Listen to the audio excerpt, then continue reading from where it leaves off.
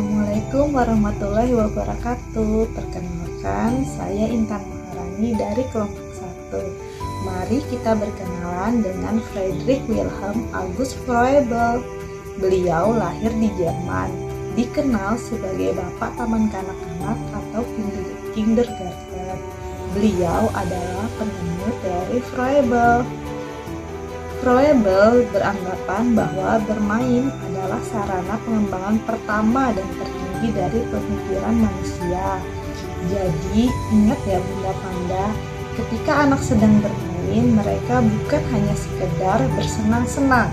Mereka juga berkembang secara kognitif, motorik, sosial, dan emosional melalui pengalaman langsung. Terima kasih.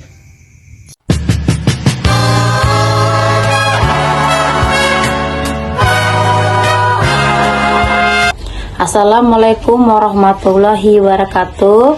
Perkenalkan, saya Ruliana dari kelompok 1. Di sini saya ingin menjelaskan tentang materi pembahasan teori Froebel. Konsep utama Froebel mendirikan sekolah pertamanya untuk anak usia dini pada tahun 1837 dan menamakannya Kindergarten, yang secara harfiah berarti kebun anak-anak. Anak-anak diibaratkan seperti tanaman di kebun yang secara alami memiliki potensi untuk tumbuh dan berkembang. Di sini peran guru sebagai tukang kebun yang bertugas menciptakan lingkungan yang subur dan kondusif agar potensi anak dapat mekar secara optimal. Prinsip sentral Froebel meyakini bahwa bermain adalah sarana pengembangan pertama dan tertinggi dari pikiran manusia. Terima kasih.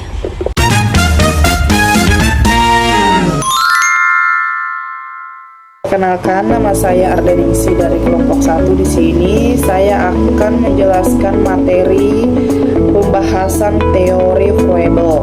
Teori Froebel adalah pendekatan pendidikan yang menekankan pada perkembangan holistik anak usia dini, terutama usia 3-7 tahun melalui permainan, eksplorasi, dan aktivitas kreatif.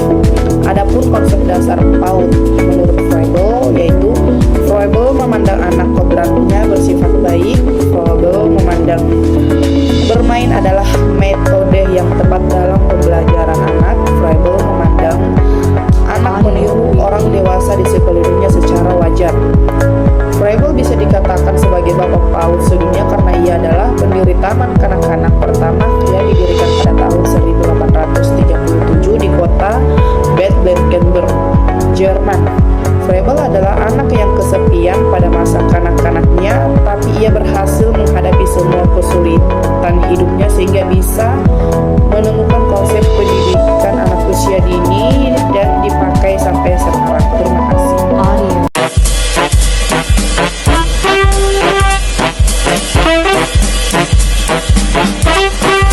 Assalamualaikum warahmatullahi wabarakatuh. Perkenalkan, nama saya Rahmi Nur.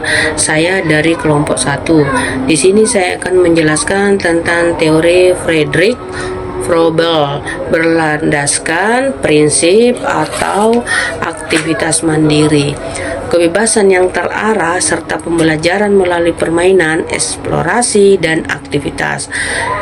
Dia akan mengembangkan alat pendidikan berupa gift atau benda konkret seperti balok dan bola untuk konsep matematika dan bentuk. Sedangkan kegiatan kerajinan seperti melipat, menenun, menggambar untuk mendukung perkembangan anak. Pendidikan menurut Froebel harus sejalan dengan perkembangan alami anak, berpusat pada anak dan bertujuan menumbuhkan kesadaran diri, lingkungan, serta nilai spiritual. Cukup sekian dari saya. Assalamualaikum warahmatullahi wabarakatuh. Assalamualaikum warahmatullahi wabarakatuh. Saya Komaria dari kelompok 1 ingin membahas tentang pendidikan anak usia dini menurut teori Friedrich Froebel. Dari teori Friedrich Froebel sendiri bahwa PAUD adalah pendidikan yang berpusat pada taman kanak-kanak. bahwa permainan sebagai metode utama untuk belajar dengan cara alami anak, yaitu mengekspresikan diri, menjelajah, dan memahami dunia, serta mengembangkan keterampilan sosial, emosional, dan kognitif. Dari Bapak Faubel sendiri adalah Bapak pendiri Taman Kanak-kanak yang gagasannya sangat-sangat relevan, yang mempengaruhi pendidikan anak usia dini hingga saat sekarang. Jadi ada dua warisan yang terbesar dari Faubel yang masih diterapkan di pendidikan anak usia dini sampai saat sekarang.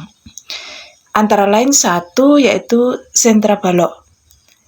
Dari beberapa PAUD atau bahkan dari PAUD-PAUD itu adalah dijadikan sebagai inti dari kurikulum, yaitu memungkinkan anak untuk mengaplikasikan prinsip matematika, fisika, engineering atau JIP. Dan yang kedua, yaitu pembelajaran yang berpusat pada anak atau child-centered learning. Yaitu dari Faubel ini mendorong agar pendidikan berakar pada minat anak dan aktivitas alami anak, bukan hanya pengajaran yang formal atau yang kaku. Mungkin dari saya cukup sekian. Terima kasih. Assalamualaikum warahmatullahi wabarakatuh. Baik, di sini saya Siti Rukaya, kelompok 1 yang akan menjelaskan teori tentang Froebel. Friedrich Froebel adalah tokoh pendidikan anak usia dini dan pencetus taman kanak-kanak atau Kindergarten. Menurut Froebel, anak belajar paling baik melalui bermain.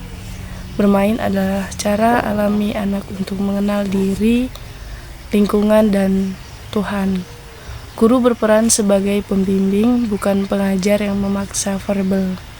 Juga memperkenalkan alat bermain edukatif yang disebut dengan gift and occupation untuk perangsang kreatif, motorik, dan cara berpikir anak. Friedrich Froebel juga berpendapat bahwa anak usia dini belajar secara optimal melalui aktivitas bermain yang bermakna. Bermain dipandang sebagai ekspresi alami anak untuk mengembangkan potensi diri, kreativitas, serta pemahaman terhadap lingkungan dan nilai spiritual. Froebel menekankan pentingnya lingkungan belajar dan yang kondusif serta menggunakan alat permainan yang edukatif untuk menstimulasi perkembangan anak, fisik, kognitif, serta emosional dan moral anak. Guru berperan sebagai fasilitator yang membimbing dan mendukung proses belajar anak sesuai tahap perkembangannya. Kesimpulan dari teori Froebel menegaskan bahwa bermain bukan sekedar kegiatan pengisi waktu, melainkan proses belajar utama anak usia dini, yaitu dengan bermain adalah cara anak belajar yang paling alami, serta anak bisa belajar dengan bahagia melalui bermain. Guru mendampingi dan memberikan ruang anak untuk bereksplorasi, bukan mengendalikan. Pembelajaran PAUD harus menyenangkan dan bermakna, dan harus sesuai dengan tahapan perkembangan anak. Sekian dan terima kasih. Teori Froebel berpusat pada pandangan bahwa pendidikan harus harmonis dan holistik, dengan permainan sebagai metode utama untuk menumbuhkan kreativitas, kemandirian, dan kesadaran diri pada anak. Froebel meletakkan fondasi bagi pendidikan holistik, di mana tangan, hati, dan pikiran bekerja sama dalam proses belajar. Inti dari teori Froebel ini adalah bahwa pendidikan harus sejalan dengan hukum perkembangan alami anak